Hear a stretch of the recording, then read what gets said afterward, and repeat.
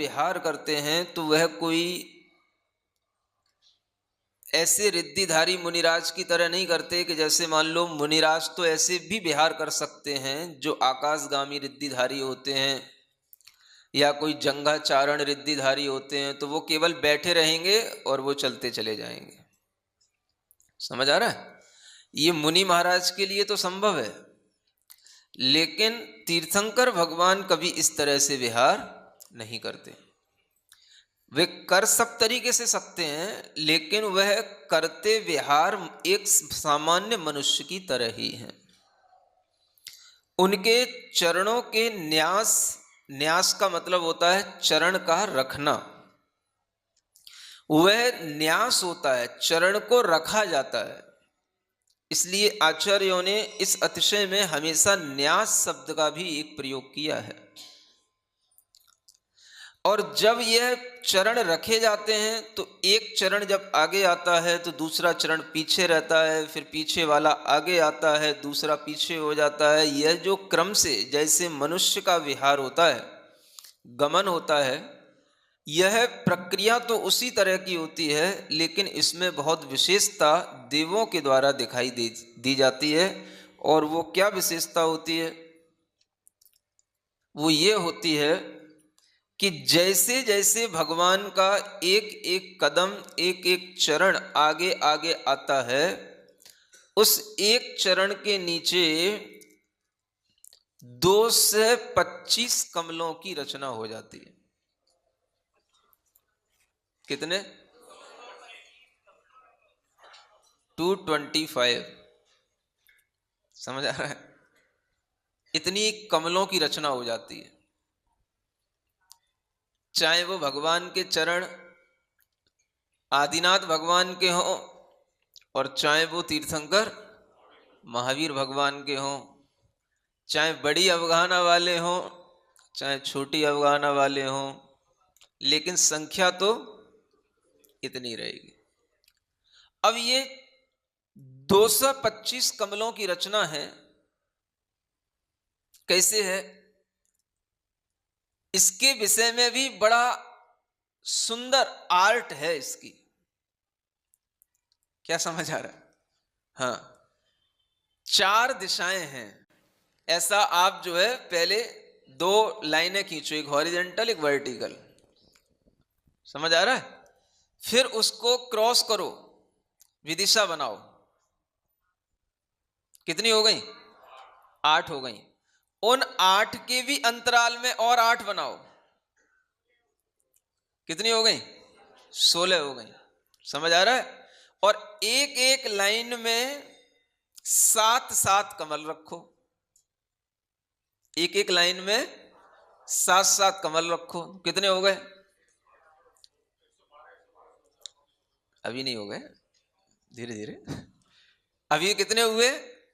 अभी केवल 112 हुए। समझ आ रहा है? अब इनके भी अंतराल में पुनः इनके भी अंतराल में पुनः 16 लाइनें फिर करना है, और उसमें भी एक एक लाइन में 7-7 कमल करना है। समझ आ रहा है? अब करके देख लो आप कितनी बारीकी से कर सकते हो। नक्काशी तो बारीक ही अच्छी लगती है। समझ आ रहा है?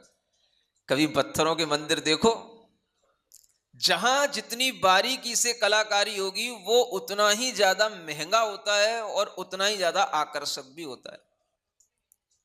समझ आ रहा है? अलग ही दिखाई देती है वो मेहनत जो बारीकी से की गई होगी।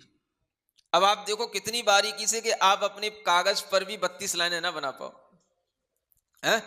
और उनमें एक एक लाइन में आपको 7-7 फूल रखना है। तो अब 112 फिर 112, कितने हो गए? 224। और एक सेंटर में जहां भगवान के चरण होंगे, बिल्कुल उसी के सेंटर में एक बड़ा कमल जो होगा वो बीचों बीच में होगा। तो 225 कमल की ऐसी सुंदर महीन बारीक नक्काशी के साथ में जब वो रचना चलती है, तो आप अंदाजा लगा सकते हो कि हम अगर भगवान का ध्यान करें तो भगवान के चरणों का ही ध्यान सबसे पहले किया जाता है। और भगवान के चरणों का ध्यान करते हुए ऐसे भी ध्यान कर सकते हो कि भगवान के चरणों के नीचे कमल बिसते चले जा रहे हैं और भगवान चलते चलते चलते चलते चलते चलते कहाँ जा रहे हैं? मेरठ आ रहे हैं। मेरठ नहीं आ रहे हैं, चलते चलते चलते चलते कहाँ आ रहे हैं?